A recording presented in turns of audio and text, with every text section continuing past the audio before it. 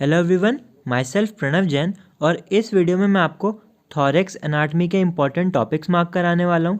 यहाँ पे मैंने BD चौरसिया का यूज़ करा है, बट अगर आप विश्राम सिंह या फिर कोई और बुक यूज़ करते हैं तो आपको उसमें से भी सेम ही टॉपिक्स प्रिपेयर करने हैं जो मैं अभी बताने वाला हूँ। सो आप यहाँ पे देख सकते हैं टोटल हमारे 10 चैप्टर्स हैं और हम चैप्टर वाइज देखेंगे कि किस किस चैप्टर में से हमें कौन कौन से इंपॉर्टेंट टॉपिक्स करने हैं। चलते हैं अपने पहले चैप्टर पे, इंट्रोडक्शन। तो ये वाला चैप्टर एग्ज़ाम के लिए बिल्कुल भी इम्पॉर्टेंट नहीं है, बट मैं चाहता हूँ कि आप एक इसमें से डायग्राम जो है रीड कर लें, अच्छे से उस डायग्राम को समझ लें। ये वाला डायग्राम आप देख सकते हैं, figure 12.12 structure passing through the inlet of thorax. तो आपको ये वाला डायग्राम रीड करना है। अब इस वाले चैप्टर में हमारा डायफ्राम भी दिया हुआ है। देखिए यहाँ पे डायफ्राम का डायग्राम दिया है, structure passing through the diaphragm and large openings in थोरैको abdominal diaphragm. अब ये वाला जो टॉपिक है एब्डोमेन वाली यूनिट में मैं आपको ऑलरेडी मार्क करा चुका हूँ, बिकॉज वहाँ पे अच्छे से दिया हुआ है। किसी को डेप्थ में पढ़ना है तो वहाँ पे अलग से चैप्टर दिया हुआ है, इसकी क्लिनिकल एनाटमी भी दी हुई है, तो आप इस वाले टॉपिक को वहीं से कीजिएगा। नेक्स्ट चैप्टर है हमारा bones and joints of thorax. देखिए अब ये वाला जो चैप्टर है एग्ज़ाम के लिए, प्रैक्टिकल एग्ज़ाम के लिए इंपॉर्टेंट है, थ्योरी एग्ज़ाम के लिए बिल्कुल भी इंपॉर्टेंट नहीं है। बिकॉज प्रैक्टिकल एग्ज़ाम के लिए इसमें रिब्स पूछते हैं, वर्टिब्रल कॉलम की बोन्स पूछ लेंगे आपसे, तो ये सब पूछा जाता है।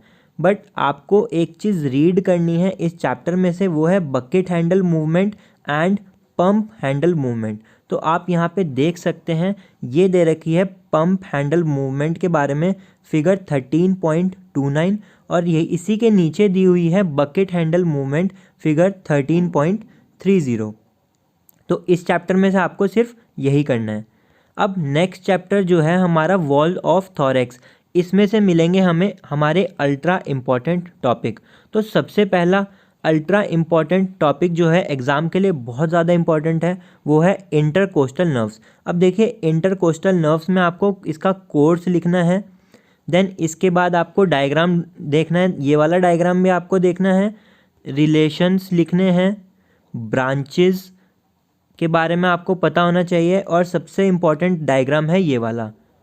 टाइम सेव करने के लिए आप इस वाले डायग्राम को हाफ भी ड्रॉ कर सकते हैं एग्ज़ाम में। तो और इसकी क्लिनिकल एनाटमी बहुत ज़्यादा इंपॉर्टेंट है, स्पेशली ये वाली, ये एग्ज़ाम में सेपरेटली पूछ सकते हैं। तो आपको इंटरकोस्टल नर्व पूरा अच्छे से प्रिपेयर करना है A to Z। देन इसके बाद इस वाले चैप्टर में आपको एजाइगस वेन करना है। देखिए azygos when ultra important topic, तो दो टॉपिक इस चैप्टर में से अल्ट्रा इंपॉर्टेंट है, intercostal nerves and azygos when. और एजाइगस वेन के बाद आपको हेमी एजाइगस वेन भी करना है और एसेसरी हेमी एजाइगस वेन भी करना है। और इन तीनों के लिए एक कॉमन जो है हमारा डायग्राम है, वो है ये वाला। इस टॉपिक पे मैंने वीडियो भी अपलोड की हुई है, azygos vein, hemi azygos vein, accessory hemi azygos vein. तो आप अपना टाइम सेव करने के लिए इस टॉपिक को मेरी वीडियोस से भी कर सकते हैं। तो ये वाला चैप्टर भी हमारा कंप्लीट हो चुका है, हम देख चुके हैं हमें क्या क्या पढ़ना है इस चैप्टर में से, कौन कौन से टॉपिक अल्ट्रा इंपॉर्टेंट है। 15th चैप्टर है हमारा थोरैसिक कैविटी एंड प्लूरा। अब प्लूरा में जो इस चैप्टर में आपको जो करना है वो है comparison of visceral and parietal pleura, ये आपको आना चाहिए। एंड इसके बाद हमारा आता है रिसेस ऑफ प्लूरा, ये रिसेस ऑफ प्लूरा, ये दो टॉपिक एग्ज़ाम के लिए बहुत ज़्यादा इंपॉर्टेंट है, बाकी आपको इसमें से कुछ भी नहीं करना है। 16th चैप्टर है हमारा लंग। देखिए लंग वाला जो चैप्टर है ये कंप्लीट करना है आपको, बिकॉज ये प्रैक्टिकल में बहुत ज़्यादा इंपॉर्टेंट होता है। आपको आने चाहिए सारे features, difference between right lung, left lung, then impression, ये वाले जो डायग्राम्स हैं ये प्रैक्टिकल के लिए बहुत ज़्यादा इंपॉर्टेंट हैं। बट अगर हम बात करें हमारे थ्योरी एग्ज़ाम के लिए अल्ट्रा इंपॉर्टेंट टॉपिक की, तो इस चैप्टर में दो अल्ट्रा इंपॉर्टेंट टॉपिक हैं। पहला है रूट ऑफ लंग और दूसरा है हमारा ब्रोंकोपल्मनरी सेगमेंट। तो ब्रोंकोपल्मनरी सेगमेंट बहुत ज़्यादा इंपॉर्टेंट है, अल्ट्रा इंपॉर्टेंट टॉपिक है इस यूनिट का। रूट ऑफ लंग में आपको ये वाला डायग्राम ड्रॉ करना है, और ब्रोंकोपल्मनरी सेगमेंट में जितना लिखना है विद क्लिनिकल, ये मैं आपको अपनी वीडियोज़ में बता चुका हूँ। चलते हैं अपने नेक्स्ट चैप्टर पे, मीडियस्टेनम। देखिए मीडियस्टेनम एक छोटा चैप्टर है बट बहुत ज़्यादा इंपॉर्टेंट चैप्टर है, तो आपको ये पूरा करना है। ये 3-4 पेजेस का ही चैप्टर है, तो आपको ये पूरा करना है। 18th चैप्टर है हमारा पेरिकार्डियम एंड हार्ट। अब हार्ट वाला चैप्टर, जैसे लंग्स प्रैक्टिकल के लिए बहुत ज़्यादा इंपॉर्टेंट है, वैसे ही हार्ट वाला टॉपिक भी प्रैक्टिकल के लिए बहुत ज़्यादा इंपॉर्टेंट है। बट एग्ज़ाम में, थ्योरी एग्ज़ाम के लिए आपको करनी है हमारी ब्लड सप्लाई ऑफ हार्ट। तो ब्लड सप्लाई ऑफ हार्ट आपको अच्छे से करनी है इसमें। और यहाँ पे आर्टीरियल सप्लाई भी दी हुई है और वीनस ड्रेनेज भी दी हुई है।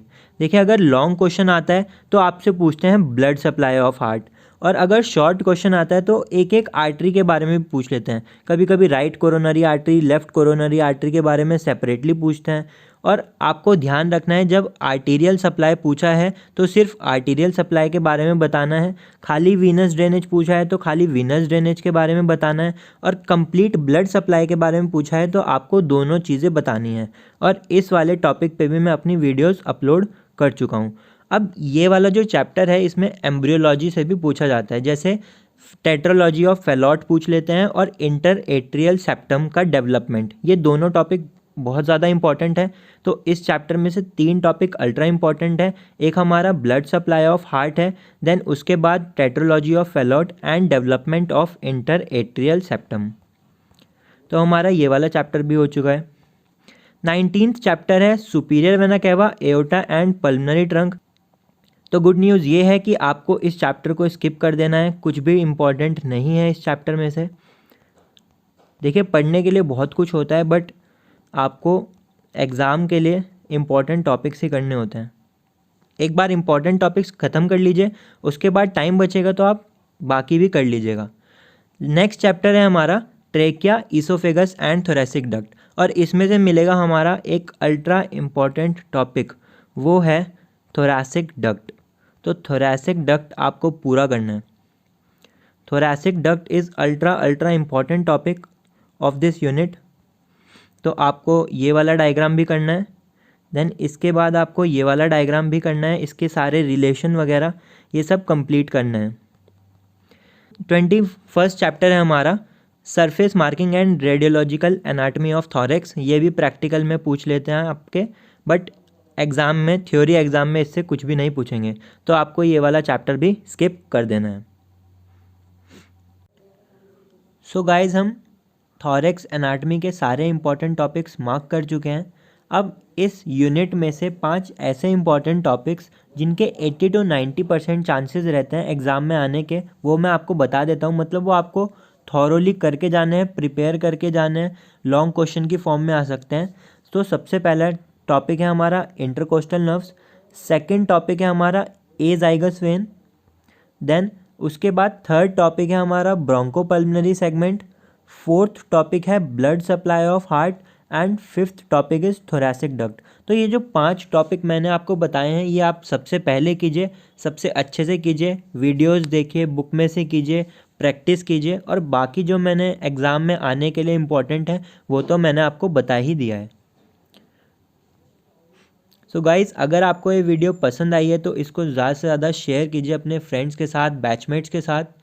और अगर आपने मेरा टेलीग्राम ग्रुप, फेसबुक पेज या फिर इंस्टाग्राम के आईडी फॉलो नहीं करी है तो आप उसको कर सकते हैं, लिंक मैंने डिस्क्रिप्शन में डाल दिया है। All the best for your exam. Thank you so much.